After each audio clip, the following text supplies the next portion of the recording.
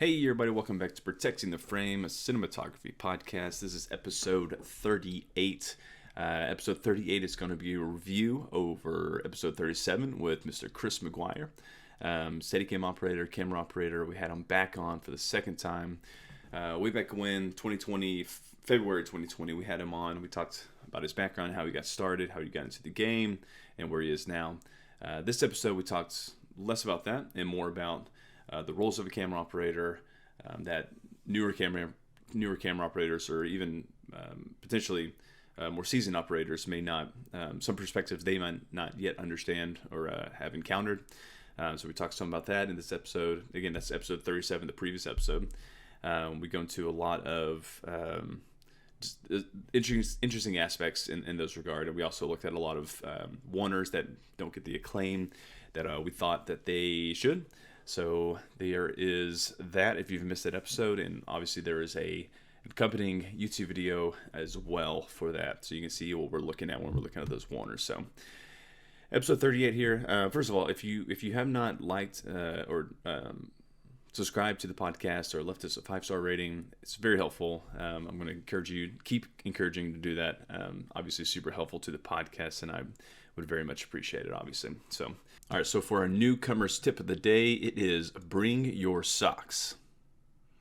Sounds odd. Here's the point. Bring your socks instead. Bring an extra pair of socks. There are many ways you can apply the same idea, but here's something that I've learned over time. I know different people have different aspects of this, but we work, if you've not figured it out yet, we work long days. And what some people like to do is at lunch, there's some kind of system they form, some kind of habits, just to kind of reset their day, reset their mind for the second half of the day. Yes? That was a little one. But just to reset your mind on the second half of the day, or the 2/3 of the day that come after lunch. And one of those ways I've found, I don't do this all the time, I know some people do, is just to change their socks. New comfortable socks to start the second half of the day. Kind of refreshes them. A lot of people like to just go to the bathroom, brush your teeth, whatever it is. I think this is a good way to help just, again, prepare yourself for the second half of the day, just to go into it. Not everyone does anything. Some people take a nap. Some people just need the lunch, the food to get into their bodies. All this is helpful. I think identifying maybe something that would help you for that second half is a good thing to look into. It may change over the course of your career. Try new things. Could just be having a coffee when you get back in. Whatever it is, I encourage you to maybe find something that will help you just get you ready for that second half. So that's the newcomers corner of the day, and let's get into the episode. All right, getting straight into it. Just again, a review of episode 37 with Mr. Chris McGuire. One of the things we talked about, which I thought was interesting, and if you listened to the episode, or if you certainly saw the video, I was it was a new perspective for me that I hadn't quite understood in the same way that I do now. But he mentioned, we were talking about oneers and the aspect of a window in to the scene that you're shooting. So we were referencing his oneer on True Detective, which is a very popular one, season 1. If you've not seen it, go check it out.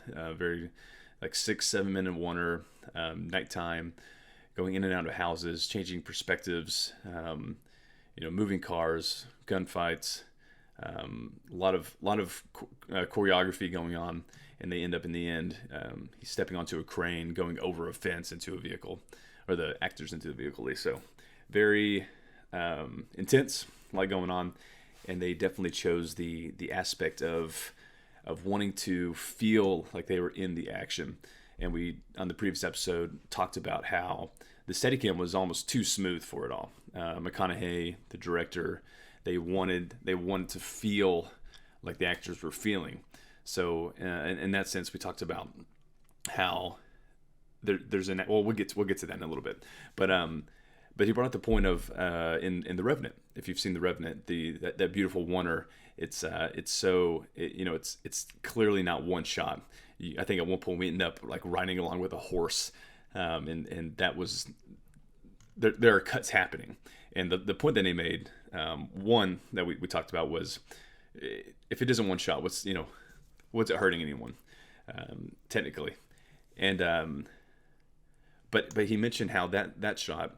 I'm sure they've talked about this on articles that I've not read clearly, but it's supposed to be a window in to the scene versus the audience being part of the scene. Now, I'm still trying to work through exactly what that means, or at least how to apply that. However, it did bring a good point in my mind that there are so many layers to this. There's so many layers and so many layers to pick up on as you move forward with learning your craft. And I think it's a good aspect to keep reminding ourselves, especially with someone like Chris, who's been doing this for a while now.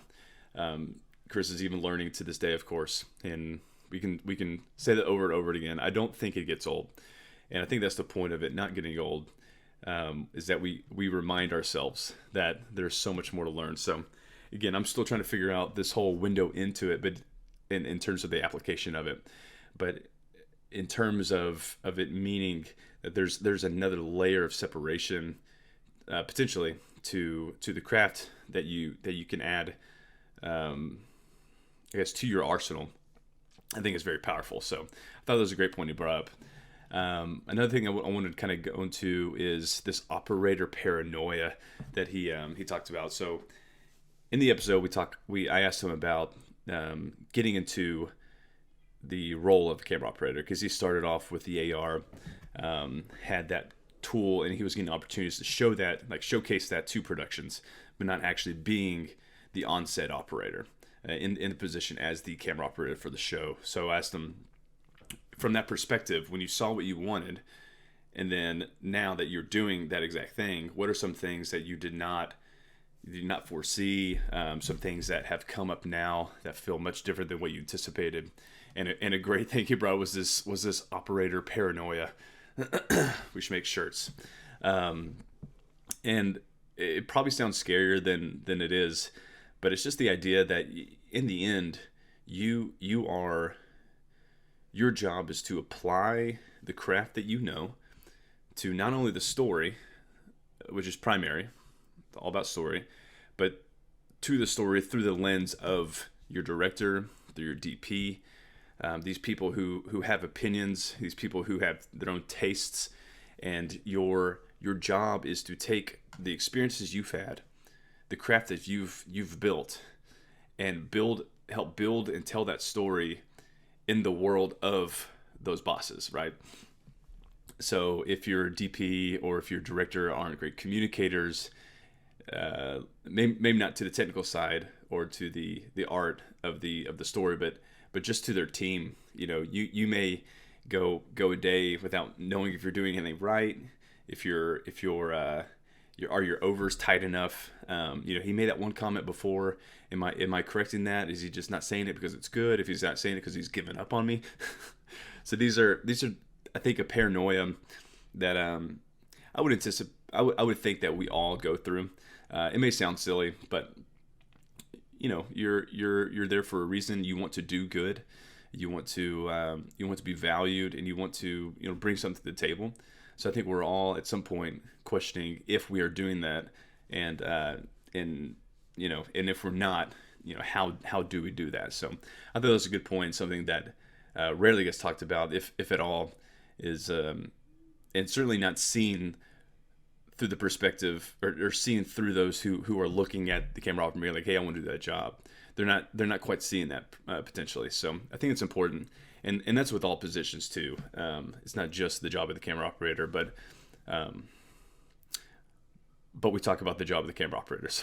So in that regard, I think it's a good point to bring up and to keep reminding ourselves of. So so going back to the True Detective shot, we spoke a lot about the shot, the process of that shot, and how they got there, which is great. So again, if you've not checked out episode 37 with Chris, we talk a lot about that. Even in the previous episode, back in February 2020, I think it's episode 213. It'll be in the notes of this video, in the show notes of this podcast episode, because I'm positive I got that wrong. I was back in the old age of episode numbering as well, so we've changed since then. But we talk about a lot about that shot, and one of the more interesting things, and this is fairly well known, but I don't think it's stressed enough, is the idea that there is a difference between proper technical execution and then proper execution for the shot. So again, they were on the Steadicam for this True Detective shot, and it was too smooth. It was too well executed in the sense of this wasn't a it wasn't they feared that it wasn't doing what they needed to do for the audience to feel part of the story.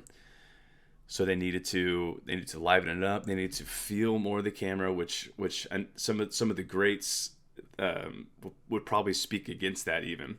I think it's a very subjective part of what we do, but they did not want the shot perfect.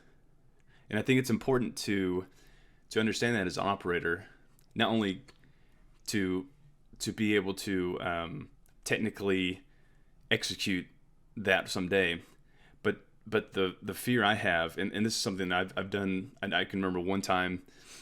In fact, I'll tell the story. So I was shooting a short film with a buddy.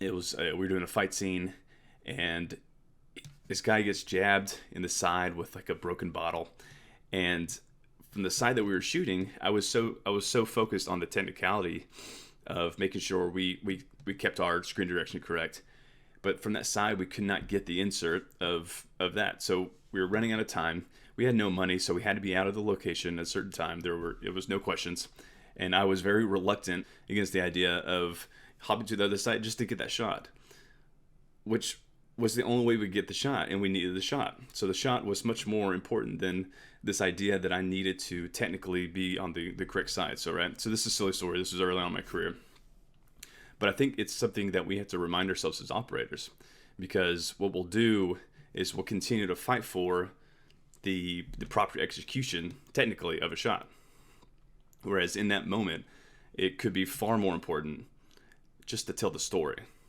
Because in the end, yes, we're all watching each other's work, and I know we want to not get caught by other people maybe in doing that work, but in the end it is about the story.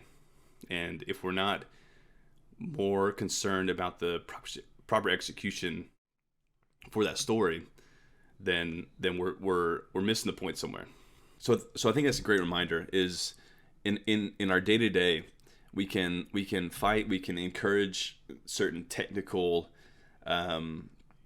aspects of what we do, and I think that's our job.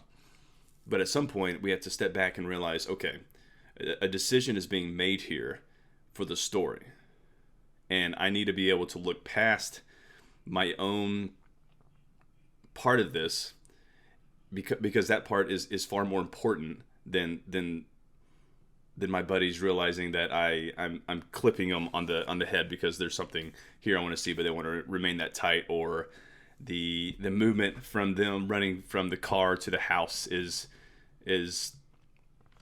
ridiculously jittery handheld, even though I know I can execute this much more smoothly. But this is what they want. You're there working for another.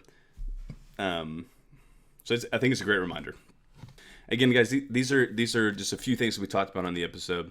I like to go back and try to highlight some things that I find important to keep our minds on as camera operators, as filmmakers. So there's a lot more golden nuggets in there for you guys. So I'd encourage you to go check it out. Again, that's episode 37 with Chris McGuire. And again, I think it's 213 back last February 2020 of the two-part episode with Chris about his background. So go check it out. Again, if you've not subscribed to the podcast, please do so. Leave us a 5-star rating. Super helpful. I really appreciate it. And if you want to follow us on social, Instagram is part of our more active social site. You can find us on Instagram at Protect the Frame, and you can also find us at the website at protectingtheframe.com. So, guys, I hope you enjoyed it, and we'll talk to you soon. Adios.